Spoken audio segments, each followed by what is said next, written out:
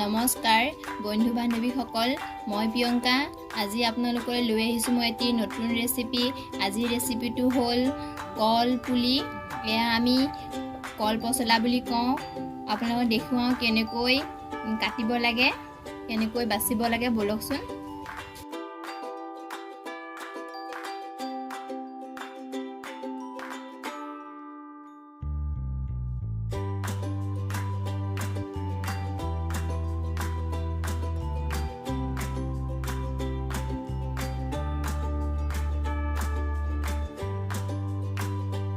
এয়া মোৰ ওপৰৰ অংশবিলাক এৰুৱা হৈ গ'ল। এনেকৈ কুমলীয়াটোহে ল'ব লাগে। এতিয়া মই কাটিম।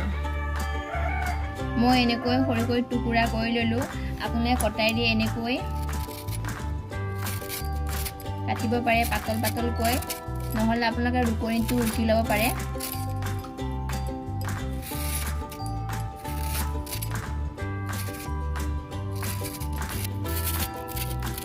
এনেকৈ পাতল পাতলকৈ আপোনালোকে দেখিছে মই কিমান পাতলকৈ কুটিছোঁ।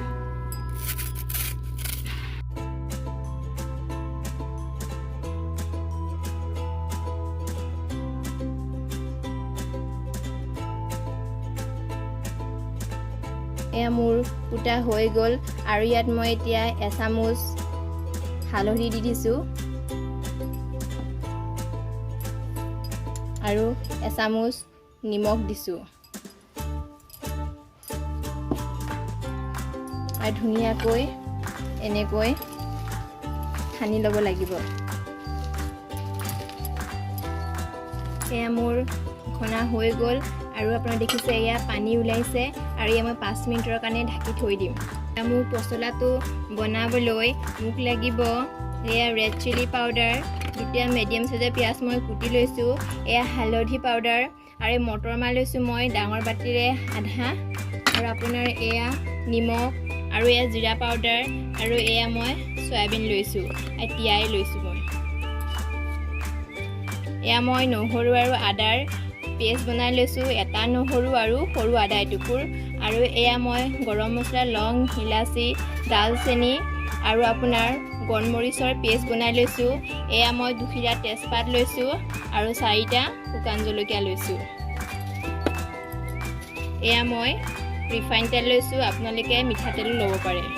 এয়া কল পচলাখিনি মোৰ 5 মিনিট হৈ গ'ল। পচলাখিনি সানি থৈ দিয়া। এনেকৈ পানীবিলাক চেপি পেলাই ওলাই দিব লাগিব। এয়া মই পচলাখিনি এনেকৈ চেপি ল'লোঁ আৰু পানী আপোনালোকে দেখি পাইছে ইমানখিনি ওলালে। বলচোন এতিয়া আমি ৰেচিপিটো বনাওঁগৈ। মই কেৰাহী বহাই দিছোঁ গৰম হ'বলৈ। এয়া মোৰ কেৰাহী গৰম হৈ গৈছে আৰু ডাঙৰ চামুচেৰে মই 2 চামুচ তেল দি দিছোঁ। তেল গৰম হৈ গৈছে। মই প্ৰথমতে চয়াবিনখিনি ফ্ৰাই কৰি ল'ম। অলপমানকৈ হালধি দি দিছোঁ। মোৰ চয়াবিনখিনি ভজা হৈ গ'ল আৰু মই এয়া বাতিত উঠাই থৈ দিম। এতিয়া মই এই মটৰ মাহখিনি ভাজি ল'ম।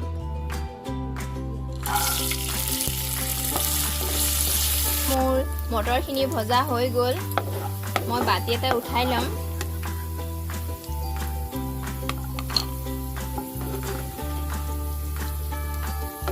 চয়াবিন আৰু মটৰ ভজা তেলতে মই পিঁয়াজখিনি দি দিছোঁ।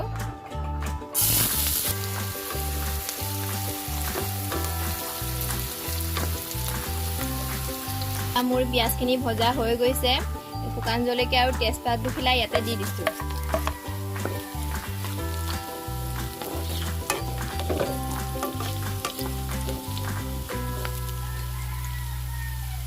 এতিয়া মই নহৰু আৰু আদাৰ পেষ্টটো দি দিছোঁ।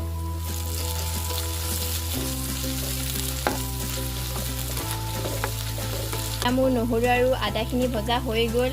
ইয়াত মই জিৰা পাউডাৰ এচামুচ দিছোঁ,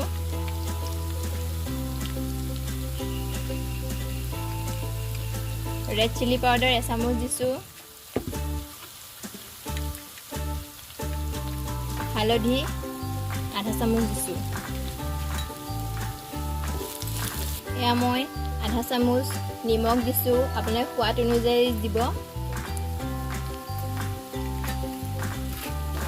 মোৰ মছলাখিনি ভজা হৈ গৈছে আৰু এয়া মই পচলাখিনি ইয়াতে দি দিছোঁ।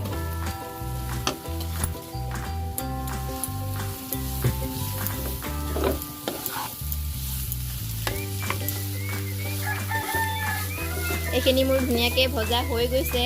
ইয়াত মই চয়াবিনখিনি মিহলাই দিছোঁ আৰু মটৰখিনিও।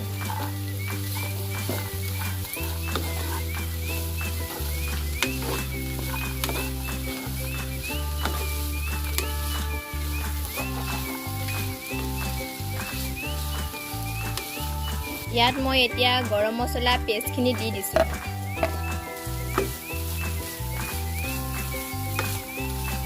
আপোনালোকে পেকেট গৰম মছলাও ইউজ কৰিব পাৰে, কিন্তু নিজে পিচি পেলাই গোটাটো দিলে চব্জিটো খাই বেছিকৈ ভাল লাগে। ইয়াত মই এতিয়া আধা কাপ পানী দি দিছোঁ।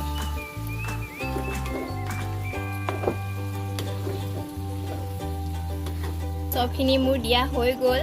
এতিয়া মই 2 মিনিটৰ কাৰণে ঢাকি দিছোঁ। এতিয়া মোৰ 2 মিনিট হৈ গ'ল।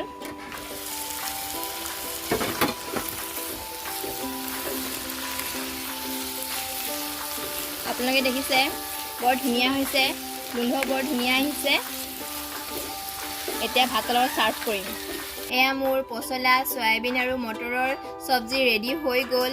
মোৰ ধৰণে আপোনালোকেও বনাই চাব, খাই বৰ ভাল লাগে। পচলা আমাৰ হেল্থৰ কাৰণে বহুতেই ভাল। যদি মোৰ ভিডিঅ'টো চাই ভাল লাগিলে লাইক, শ্বেয়াৰ, কমেণ্ট কৰিব আৰু মোৰ চেনেলটো ছাবস্ক্ৰাইব কৰিব। ওচৰত থকা বেল আইকনটো ক্লিক কৰিব মোৰ নতুন অহা ভিডিঅ'বিলাক প্ৰথমতে পাবলৈ। ধন্যবাদ।